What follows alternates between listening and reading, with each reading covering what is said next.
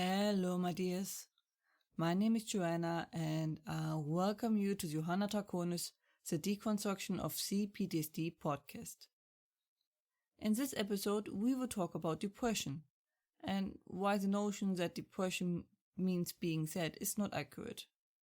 It is more a feeling of emptiness, hopelessness, and no energy. The confusion surely comes that the word depressed is often associated with feeling really sad. But actually, sad can be a sign that you don't have a depression, at least not a severe one, as usually that means you feel such a void that you are beyond sadness. So let us talk about depression, and if any of that sounds familiar to you. Especially if a voice in your head told you after the last sentence that this most likely won't be the case. So let us get into it. It is the most common companion of PTSD. To be honest, I have yet to witness a case without it. It is not surprising, as depression is caused by feeling at mercy with the situation you are in. Usually, most depressions disappear or get at least greatly reduced once a person becomes aware or gets in control of their life situation, which the depression wants to prevent to happen at any cost. So the best way is to never have a depression, which is of course impossible to control. It's because once you have it, you will have to fight against low energy, depressive thoughts, sabotage of support, and so much more. Depression is a dirty fighter who will sabotage, lie, cheat, and scoop to so far unknown lows. But the most sinister thing, it hides and denies its existence. That is why it is important to be aware. It is hard to fight against depression, but even harder if you are unaware you are suffering from it. That is why we first talk about the physical symptoms, then the emotional and social ones. First, we will start off with the physical symptoms. Do you just feel low battery? Like it is barely enough to do everyday stuff, but everything else just seems like too much? A heaviness in your muscles? Like it is almost too much effort to get even out of bed?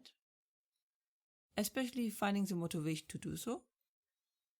That is one of the symptoms. But the clear trend is to stop you from doing anything, be it sports, hobbies, social events, and the like. You will now have no more energy to do those, and even if you do, your brain won't reward you for doing those things anymore like it used to do. Depression sabotages the reward center of your brain and stops from rewarding endorphins being sent out in the right amount. So instead of feeling great after it, you feel just empty. But you also will be weaker. Not just feeling weaker, but actually being weaker. For example, you will most likely feel more easily cold or unwell. This includes also being more vulnerable to getting sick.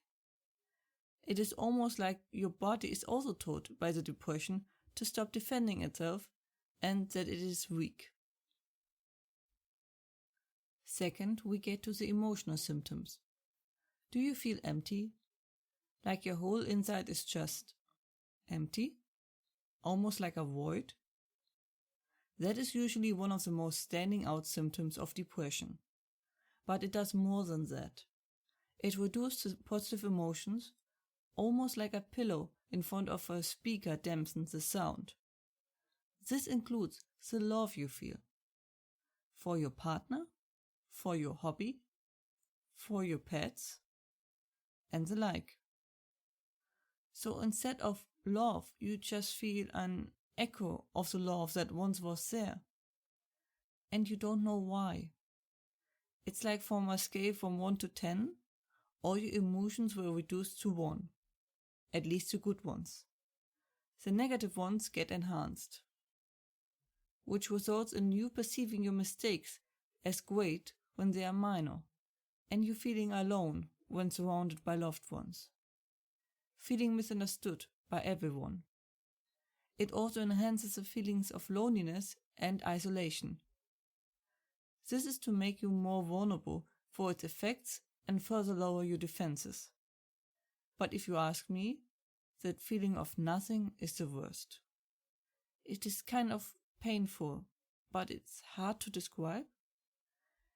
It somehow makes it worse if you try to describe it. I just felt so at mercy to this unknown force. Depression are the worst. Period. Last but not least, we will talk about social symptoms. And I don't mean that your social life suffers from it. It does, but it's more than just that. Depression actively sabotages relationships. We just talked about how your feelings of love are being reduced by depression, but it goes even further than that. It manipulates how you perceive other people. It will make you think no one cares. It achieves that by reducing the positive feedback you usually receive from a smile or a positive gesture and mutes the hell out of it. Like I said, scaling it down to a 1 on a scale of 10. But it doesn't end there. It now also increases the negative feedback up to a 10 on a scale of 10, no matter the gesture. A slight eye roll is now a visible sign of disgust and disliking, and most likely he never liked you in the first place. So people who are acting pretty neutral towards you, you will now perceive as being hateful, negative, rejecting, maybe even hostile, and so on. A sign of disagreement becomes a sign of aggression. This way, it effectively sabotages the communication with the people around you. This way isolating you and making you feel alone, isolated, and on edge non-stop. And sadly, also unloved and unlovable. Everything you seem to do just doesn't really cut it. We are social beings.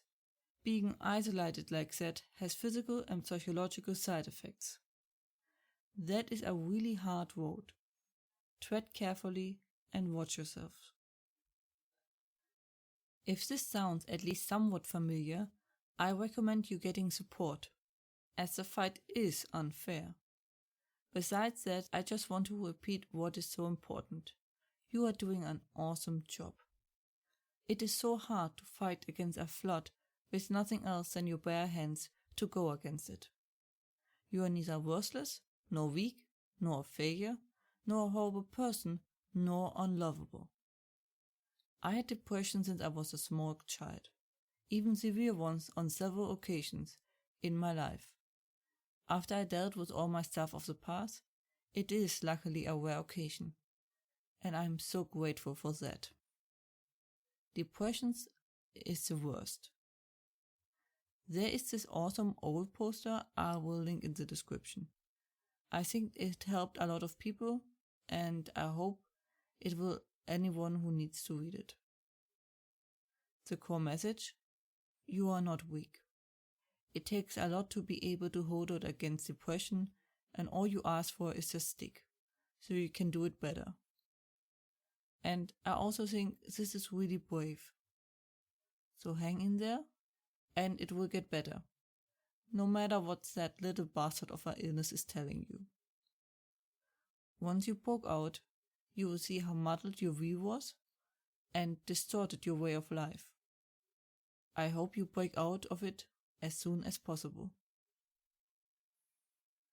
Next to the row of houses where my apartment's house is, there is a construction site for the new row of houses just like the one I am living in. Yes, I am living in a newly built house. Which is fortunate because sadly I am really sound sensitive, and the more newly built, as in after 2000, tend to be better isolated. And just because of the area, the price of the rent is alright, compared to everything. It was a miracle I got this flat, especially so much on short notice, and with no income, dog, etc. Also, it is basically on the border of the city, so I'm fast in the fields and can walk my dog. But I do have to say, that construction site really is sometimes a Peter. Oh, you want to record? Let me sing you the song of my people. It goes sometimes from barely noticeable to my furniture vibrating. It will be done in a few weeks to months. So they say, and I hope. But besides that, it is a perfect flat for in-between lives. Here I can carefully spread my wings and learn to fly again, and see where it takes me. That was it for today's episode.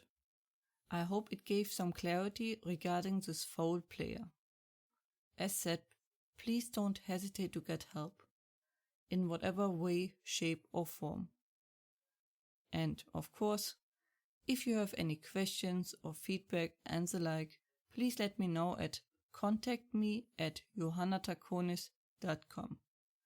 More information and transcripts you can find as usually under johannatakonis.com/podcast, and links are in the description. I hope to see you next time. Watch yourselves and have a wonderful time.